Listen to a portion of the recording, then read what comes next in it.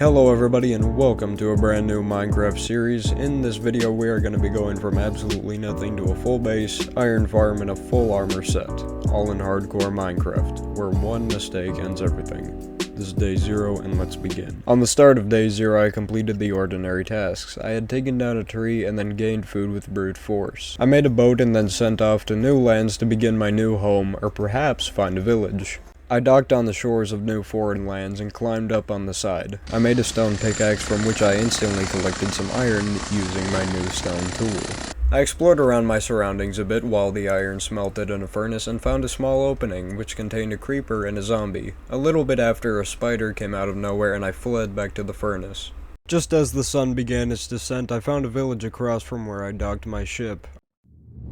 Our main priority is definitely to get better defense, as seen from my health bar, which we have already almost died. On the start of day 2 I took down the iron golem. Also a quick note, I changed the HUD size to be a bit smaller. I then scaled the edge of a nearby mountain and harvested all of the resources that were visible. This as well gives us a large kickoff into getting our full iron armor set. After all of the iron finished smelting, we ended up with 50% of our needed armor. We still need a helmet and leggings, but we'll deal with that later on. And then across a long ravine I spotted the perfect spot to build our home. I frantically scaled the mountain and began building.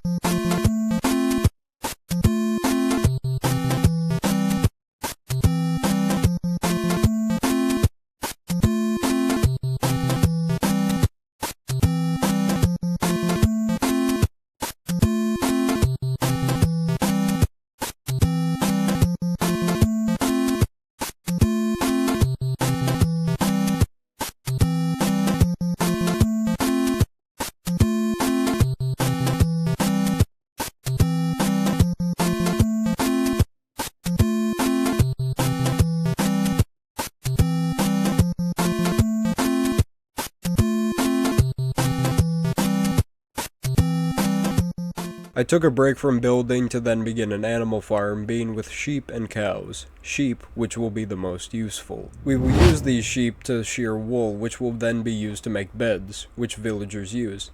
Having enough villagers means iron golems could spawn, meaning an iron generator. Our next objective, a simple yet profitable iron farm. I then made my way to the nearby village to steal all the beds that were available, which was indeed extremely boring.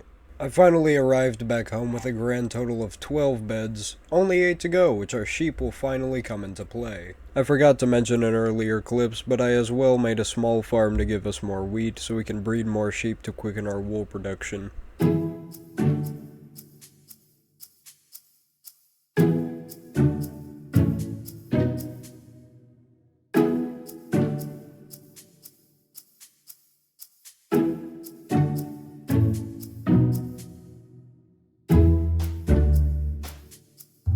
After breeding numerous sheep, we finally have enough beds for the farm. 20 beds all in one double chest.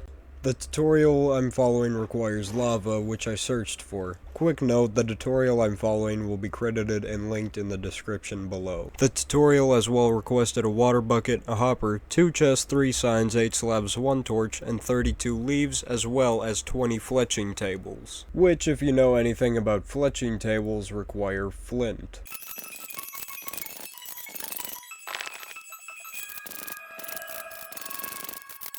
About 30 or so minutes passed, but we finally got the required fletching tables. I headed back home to grab 2 boats to transport our new villagers to their new home. Getting the first 2 in the boat was easy, although nitwits aren't allowed, as all villagers need to be working for the farm to correctly operate. The other 2 were fairly easy to get, although the path block was quite annoying to work around. After dragging the villagers across the waters, I built a small shack to keep the villagers safe while I began building the farm.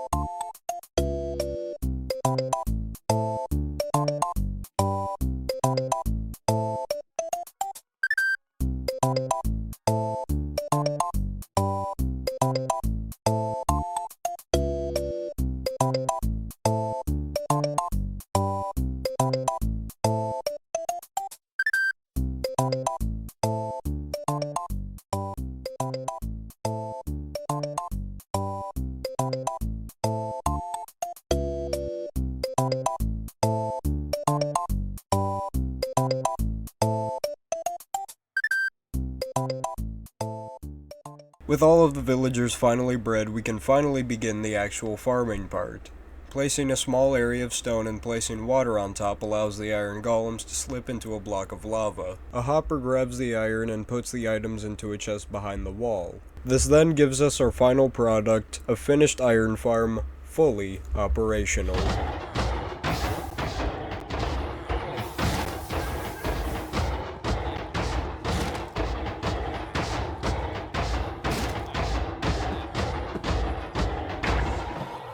Thank you all so much for tuning in to this episode, and I hope to see you all in the next one. Without further ado, love you all, see you all in the next one. Peace out, God bless.